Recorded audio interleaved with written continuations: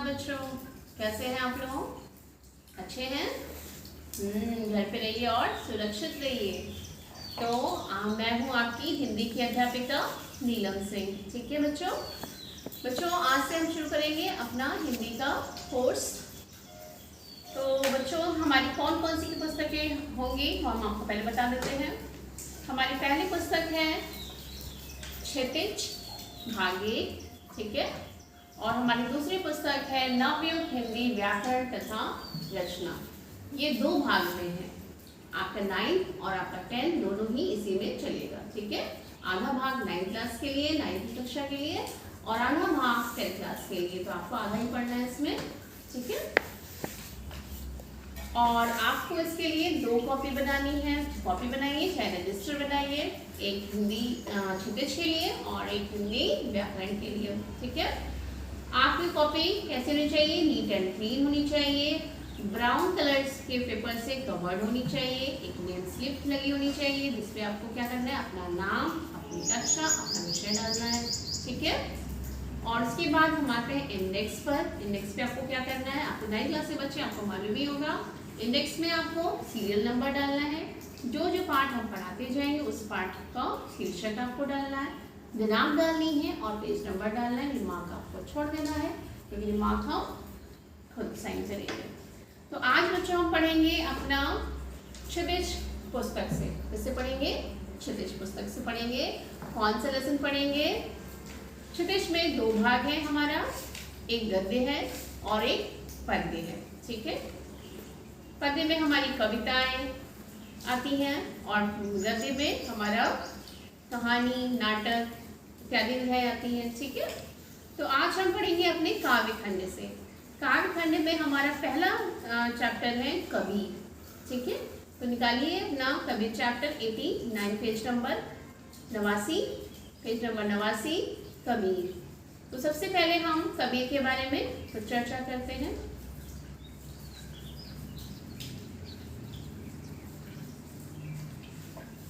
कबीर कौन थे? कबीर एक ज्ञानमार्गी शाखा के निर्गुण कवि थे, ठीक है। ज्ञानमार्गी शाखा के निर्गुण कवि थे।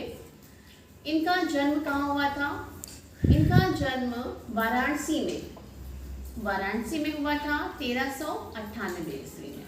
कब हुआ था? 1398 ईस्वी में वाराणसी में हुआ था। इनके माता पिता ने बचपन में ही इनको क्या किया था, नदी में छोड़ दिया था। जैसे ही पैदा हुए तो उनके माता पिता ने इनको नदी में छोड़ दिया था और ये प्राप्त हुए थे नीरू और नीमा नामक जुलाहे दंपति को। जुलाहा मीन्स जो कपड़े बोलते हैं उन्हें जुलाहा बोलते हैं। तो नीरू और नीमा नामक दंपति थी, उन्होंने इनका पालन पोषण किया था, ऐसा कहा जाता है, ठीक है। फिर इनके शादी हुई। किससे हुई इनकी शादी? इनकी पत्नी का नाम था लोई। क्या नाम था? लोई। जिससे इनके एक पुत्र और एक पुत्री उत्पन्न हुए। उनका नाम था कमाल और कमाली। पुत्र का नाम कमाल और पुत्री का नाम क्या था? कमाली था, ठीक है। इनकी मृत्यु 1518 ईस्वी में मगहर में हुई। मगहर एक ऐसा जगह का नाम है जहाँ पर उस समय ये प्रचलित था कि अगर मगहर में मृत्यु होती है तो क्या होता है, वहाँ पे मोक्ष की प्राप्ति नहीं होती। ऐसा अंधविश्वास था लोगों का कि अगर मगहर में मृत्यु हुई तो मोक्ष की प्राप्ति नहीं होती। इस अंधविश्वास को दूर करने के लिए कबीर अपने अंतिम समय में मगहर चले गए और वहां पर उनकी मृत्यु 1518 ईस्वी में हुई, ठीक है। कबीर अनपढ़ थे और उनकी एक कहावत है कि मसी कागज छुयो नहीं कलम कहो ना हाथ। मसी कागज छुयो नहीं कलम नहीं ना हाथ। इसी से पता चलता है कि कबीर क्या थे? अनपढ़ थे। उन्होंने कभी भी कागज और कलम नहीं छुआ था, ठीक है। तो अनपढ़ थे फिर भी उन्होंने जो भी अपनी बातें कही तो उनके शिष्यों ने उन बातों को अपनी कॉपियों पे लिख लिया और वही उनकी रचनाएं थी, जैसे कि साखी, सबद, रमैनी। ये क्या है? उनकी रचनाएं हैं, साखी, सबद और रमैनी। उन्होंने खुद नहीं लिखी थी, ये उनके शिष्यों ने वो लिखी थी जो आज हमको प्राप्त हो रही है। तो उसको इन तीनों का संग्रह मिलता है बीजक नामक रचना में, ठीक है। बीजक नामक रचना में इनकी तीनों चीजें हैं। कौन कौन? साखी, सबद और रमैनी, ठीक है। अब हम चलते हैं अपने चैप्टर पे। है क्या? साखियां। ओके, तो पहला है हमारा साखियां पढ़ते हैं। साखियां मतलब सुंदर शब्द। साखियों का अर्थ क्या हुआ? सुंदर शब्द या संतों के द्वारा कहे गए शब्द। संत हमेशा हमें क्या सिखाते हैं? अच्छी बातें सिखाते हैं। ऐसे ही जो कबीर थे वो अच्छे संत थे, ठीक है। उन्होंने हमें ज्ञान की बातें बताई हैं जो कि इन साखियों के माध्यम से प्रस्तुत है। तो शुरू करते हैं हम अपनी पहली साखियां। मान सरोवर सुभर जल, हंसा केली कराही, मुक्ता फल मुक्ता चुगे, अब उड़ी अनंत ना जाही। ठीक है, मान सरोवर क्या होता है? मान सरोवर जहाँ एक तालाब है, बड़ा सा तालाब होता है, और उसमें क्या होता है? मानसरोवर तालाब ये है तिब्बत में, ठीक है। मानसरोवर इसका नाम है, पर यहाँ पर जो मानसरोवर है एक तालाब के बारे में कहा गया है। सुभर मतलब अच्छी तरह से भरा हुआ, हंसमी हंस, केली मतलब खेल, ठीक है। कहते हैं जिस प्रकार हंस मानसरोवर से भरे हुए जल को, मानसरोवर से भरे हुए जल में केली मतलब खेल खेलते हैं, जिस प्रकार हंस जो होते हैं, हंस पक्षी होता है, वो किसका वाहन है? सरस्वती जी का वाहन है ना। तो जिस प्रकार हंस पक्षी जो है वो मानसरोवर में अच्छी तरह से भरे हुए जल में क्या करते हैं? खेल खेलते हैं, ठीक है। मुक्ता फल मुक्ता चुगे, मुक्ता फल मतलब मोती, और वहां पर खेलते खेलते वो क्या चुनते हैं? मोती चुनते हैं, ठीक है। अब उड़ी अनंत ना जाही, और अब वो उसके अन्यत्र मतलब कहीं और जाना पसंद नहीं करते हैं। जिस प्रकार हंस पक्षी मानसरोवर के जल में रहते हुए उसमें खेल खेलते हैं, मोती चुनते हैं, और वहां से कहीं अन्य जगह पर नहीं जाना चाहते हैं, उसी प्रकार क्या है? उसी प्रकार मनुष्य भी जो है वो इस संसार में आके इस मायाजाल में फंस गया है। वो इसी मायाजाल में फंसा हुआ है, अपनी संपत्ति बनाने में, अपने माता पिता में, अपने पुत्र में, अपनी पत्नी में, अपनी पुत्री में, इसी तरह के मायाजाल में फंस गया है। धन कमाने में लगा हुआ है, यही सब मायाजाल है, उसमें वो रहता हुआ फंस जाता है। वो भगवान की ओर ध्यान नहीं देता, ईश्वर की ओर ध्यान नहीं देता, इसी में रम जाता है, इसी संसार के मायाजाल में रम जाता है, और वो अन्यत्र कहीं नहीं जाना चाहता है। जिस प्रकार कौन नहीं जाना चाहता है? हंस, मतलब अच्छी तरह से भरे हुए जल को छोड़कर वो कहीं और नहीं जाना चाहता। उसी तरह से मनुष्य है वो भी क्या है कि वो भी अन्यत्र कहीं नहीं जाना पसंद करता है, ठीक है। तो बच्चों इसमें काव्य सौंदर्य हम अब देख लेते हैं अपना। मुक्ता फल मुक्ता चुगे, इसमें कौन सा अलंकार है?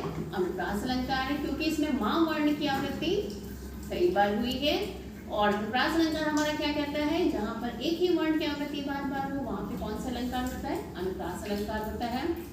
और इसमें क्या है? प्रतीकात्मक अलंकार है, क्योंकि इसमें क्या है?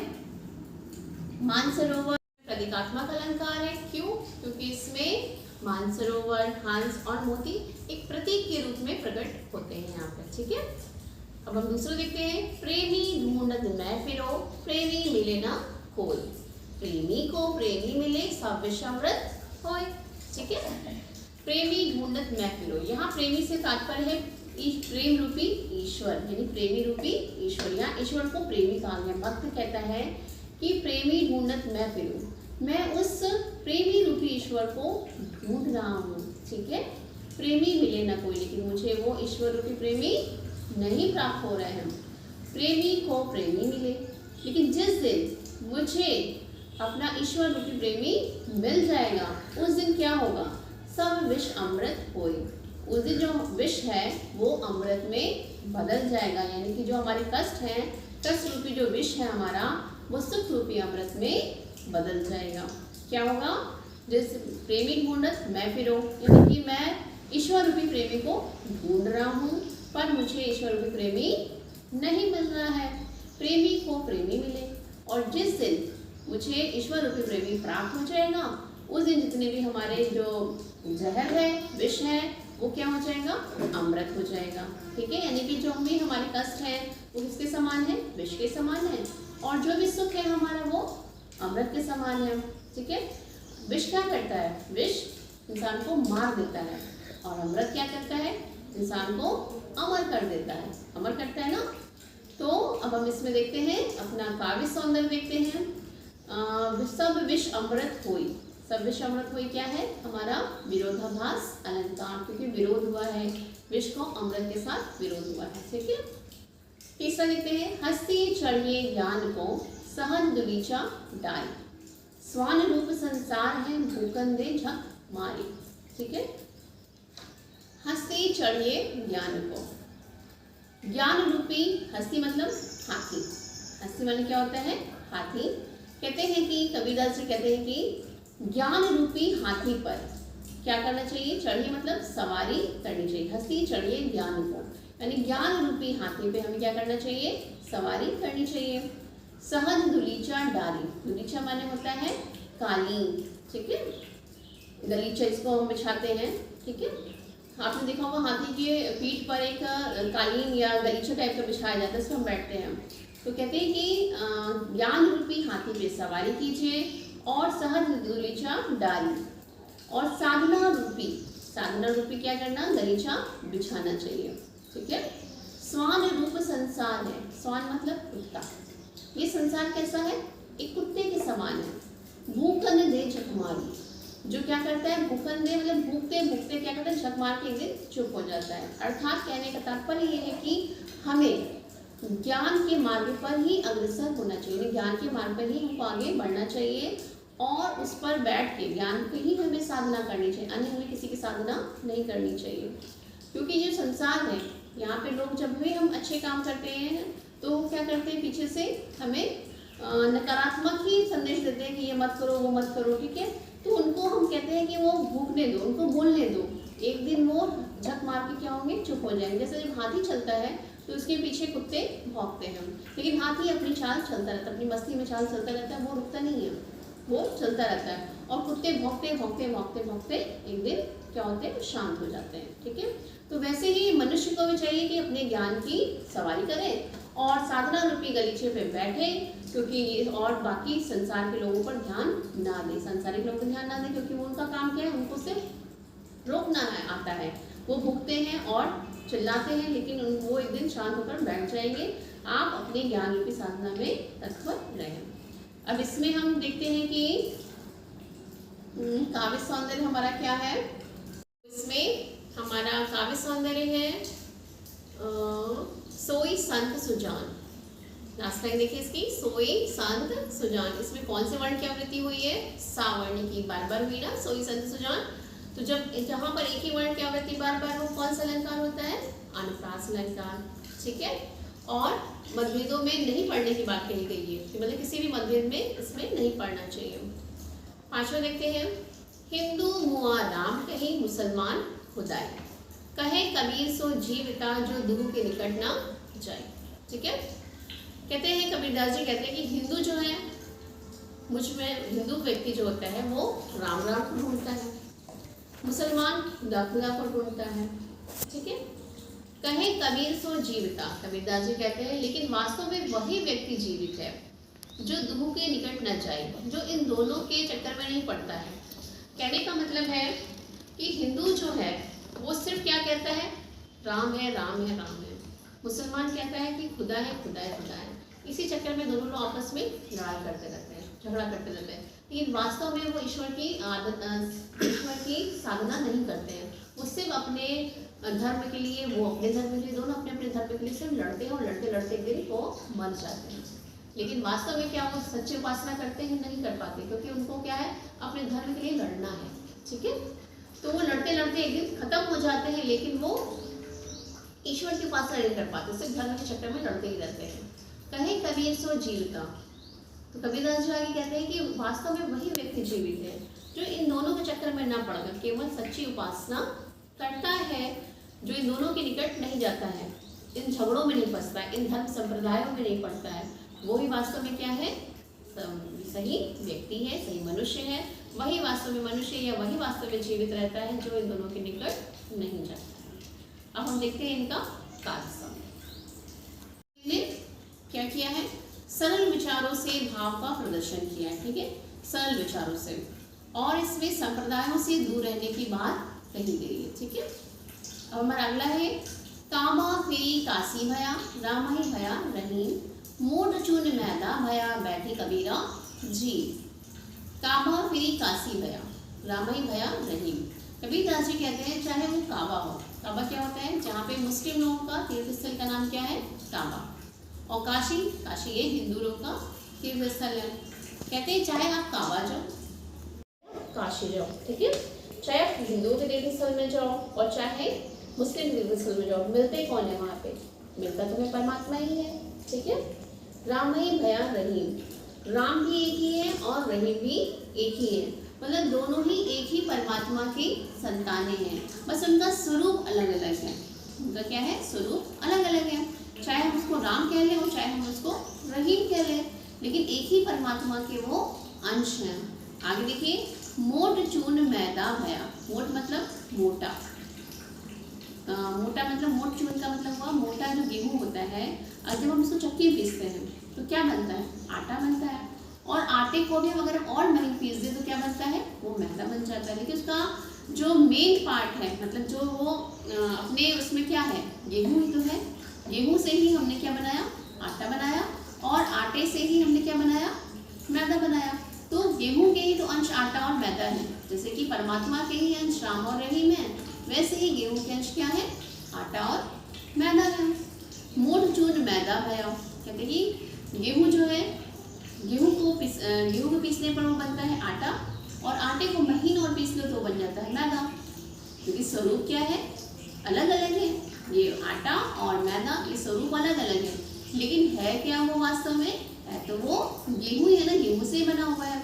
वैसे ही परमात्मा तो एक ही है, उसके स्वरूप क्या है, राम और रहीम। हम उनको अलग अलग रूप में पूजते हैं, लेकिन है तो वास्तव में परमात्मा एक ही है। कबीरा जी, कबीरदास जी कहते हैं मैं इन चक्रों में नहीं पड़ता हूँ।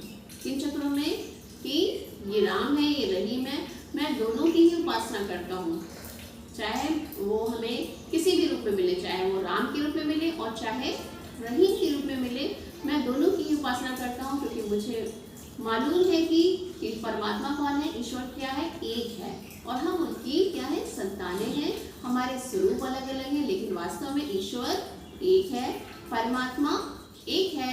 अब आप उनके स्वरूप की अलग अलग रूपों में की क्या बोलते हैं, उपासना कर सकते हैं, जैसे राम की कर सकते हैं या रहीम की कर सकते हैं, ठीक है। नाम अलग अलग है, स्वरूप अलग अलग है, लेकिन वास्तव में वो क्या है, एक ही है। इनका काव्य सौंदर्य, इसमें अलंकार है आपका दृष्टांत अलंकार है। दृष्टांत अलंकार क्या होता है, जिसमें कोई दृष्टांत की बात की जाए, ठीक है। अब हमारा आखिरी है, ऊंचे कुल का जन्मिया जे करनी ऊंच न होई, सुबरन कलश सुरा भरा साधु निंदा सोई। ऊंचे कुल का जन्मिया, कबीरदास जी कहते हैं कि ऊंचे कुल में, बड़े बड़े कुल में, वंश में जन्म लेने से कोई भी फायदा नहीं है। जे करनी ऊंच न होई, करनी मतलब कर्म, यदि आपके कर्म ऊंचे नहीं, अच्छे नहीं हैं, तो ऊंचे कुल में, ऊंचे वंश में जन्म लेने से भी कोई फायदा नहीं है, बेकार है। आप अच्छे वंश में जन्म ले लें और कर्म आपके बेकार हो, तो आपका ऊंचे कुल में जन्म लेना व्यर्थ है। जैसे कि कौन थे, कंस, अच्छे वंश में जन्म लिए थे, लेकिन उनके कर्म कैसे थे, बेकार थे, तो उन्होंने क्या किया, उनका पूरा वंश ही खराब हो गया। रावण को हम जानते हैं ना, तो उन्होंने क्या किया, अपनी करनी से ही अपने पूरे वंश को ही समाप्त कर डाला था।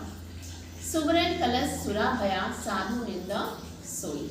सुबरन का अर्थ होता है सोने का, कलश मतलब कलश, सोने के कलश में यदि क्या भरा हो, सुरा, सुरा मीन्स शराब, सोने के कलश में यदि हम शराब भर दें, तो साधु जो होते हैं, सज्जन पुरुष जो होते हैं, उसकी क्या करेंगे, निंदा ही करेंगे, प्रशंसा कभी नहीं करेंगे। भले ही वो सोने का है, अगर उसमें खराब वस्तु है तो उसकी वो निंदा करेंगे, ये नहीं कहेंगे कि हाँ बहुत अच्छी चीज़ है क्योंकि वो सोने में है, ठीक है। तो अगर सोने के कलश में अगर शराब भी भरी हो तो साधु क्या करते हैं, उसकी निंदा ही करते हैं। इसलिए सिर्फ ऊंचे वंश में जन्म लेने से कोई फायदा नहीं है, जब तक आपके कर्म भी ऊंचे ना हो, अच्छे ना हो। आपको कर्म अपने ऊंचे करने हैं, वैसे ही आपका वंश ऊंचा हो जाएगा। जब आप अच्छे कर्म करते हो तो वंश भी कैसा होता है, ऊंचा हो जाता है। और अगर आप अच्छे कर्म नहीं करते तो आपके वंश की क्या होती है, कुल की क्या होती है, बदनामी होती है, ठीक है। तो जो भी सज्जन पुरुष होते हैं वो उसकी निंदा ही करेंगे, बुराई ही करेंगे, ना कि प्रशंसा करेंगे। इसका हमारा काव्य सौंदर्य सुबरन कलश सुराभरा। सुबरन कलश सुराभरा, इसमें कौन सा अलंकार है हमारा? इसमें हमारा उपमा अलंकार है। ठीक है, अब बच्चों ये आपकी साखियां हो गई हैं। इसको आपको क्या करना है? आपको कॉपी में हर साखी का अर्थ लिखना है। सबसे पहले आपको क्या करना है? कबीरदास के जीवन के बारे में लिखना, जितना हमने बताया। उसके बाद साखियां लिखेंगे। साखियों में सबसे पहले आप क्या डालोगे? संदर्भ। संदर्भ के लिए हमें क्या करना होता है? संदर्भ के लिए क्या करना होता है? हमें सबसे पहले प्रस्तुत साखियां, हमारी पाठ्य पुस्तक कौन सी हमारी होती है? क्षितिज। क्षितिज के काव्य संकलन के अध्याय 1 साखियां से ली गई है, जिसके कवि कौन है? निर्गुण मार्ग के कवि कौन है? निर्गुण धारा के भक्त कवि कबीरदास जी हैं। ठीक है, ये लिखेंगे। सभी में आपका संदर्भ एक ही जैसा होगा, तो आपको संदर्भ ऐसे लिखना है। मतलब संदर्भ के अंतर्गत आपको हमेशा अपने पाठ का नाम, पुस्तक का नाम और जो भी उसके कवि हैं या लेखक हैं उनके बारे में आपको बताना है किसी भी संदर्भ में। प्रसंग, उसके बाद प्रसंग में बच्चों क्या करना होता है? प्रसंग में जो भी हमारा चैप्टर है उससे संबंधित जो भी चीज़ें हैं, जैसे कि अभी कबीरदास हमारा चल रहा है, तो कबीरदास जी ने इसमें क्या बताया है? कबीरदास जी ने अपनी साखियों के माध्यम से भक्ति प्रदर्शन किया है। ठीक है, तो आपको प्रसंग में क्या लिखना है कि इसमें कबीरदास जी ने क्या किया है? मधुर विचारों को प्रस्तुत किया है।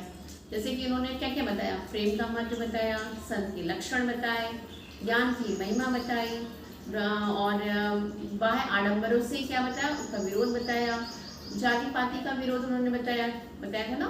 तो जैसे जैसे आपकी साखियाँ चलती जाएंगी वैसे वैसे जो भी इसमें विरोध हुआ है वो आपको प्रसंग के माध्यम से करना है। ठीक है, व्याख्या हमने आपको समझा दी, काव्य सौंदर्य भी हम बताते गए साथ साथ। ठीक है, तो वो आपको ऐसे ही कॉपी पे अपने करना है और करके हमें ये सेंड करना है। आज 2 बजे से पहले ही सेंड करना है। ठीक है बच्चों, जिसको नहीं समझ में आया वो हमसे अपने कमेंट बॉक्स में बता देगा, हम आप उनको समझा देंगे। ठीक है, तो तब तक के लिए अब हम आपसे मिलते हैं अपने नेक्स्ट वीडियो में। तब तक के लिए बाय बाय।